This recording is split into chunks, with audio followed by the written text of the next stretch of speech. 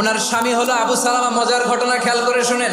উহুদ যুদ্ধের পরে ওনার স্বামী আবু সালামা ইন্তেকাল করলো, শহীদ হলো। উম্মে সালামা রাদিয়াল্লাহু তাআলা আনহা ওনার প্রাণ প্রিয় স্বামী আবু সালামার ইন্তেকালের পরে চোখের পানি ছাড়ে আর পড়ে ইন্না লিল্লাহি ওয়া ইন্না ইলাইহি রাজিউন। যেহেতু বিশ্বনবী বলেছেন কেউ যদি বিপদের প্রথম ধাক্কায় পড়ে ইন্না লিল্লাহি ওয়া ইন্না ইলাইহি রাজিউন, আল্লাহুম্মা আজুরনি ফি মুসিবাতি ওয়া আখলুফ লি খায়রাম মিনহা, তাহলে এই বিপদে যে সে যা হারালো তার চেয়ে শ্রেষ্ঠ কিছু দিয়ে আল্লাহ তার বদল দিয়ে দিবে। এই হাদিস শুনে বারবার এই দোয়া পড়ে চোখের পানি ছাড়ে আর মনে মনে বলে আবু সালামার মতো ভালো মানুষ মদিনাতে নাই, তার চেয়ে ভালো মানুষ কি করে আল্লাহ তাআলা আমারে দিবে, তার চেয়ে ভালো মানুষ তো আমি মদিনাতে দেখি না। কি আজীব তামাশা, কি অবাক করা ঘটনা।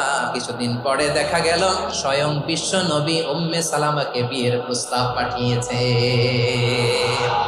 উনি রাজি হয়ে গেলেন, বিয়ে হয়ে গেল, উনি হয়ে গেলেন উম্মুল মুমিনিন, আমাদের মা, পুরো মুসলিম উম্মার মা। চিৎকার করে বলেন আল্লাহু আকবার।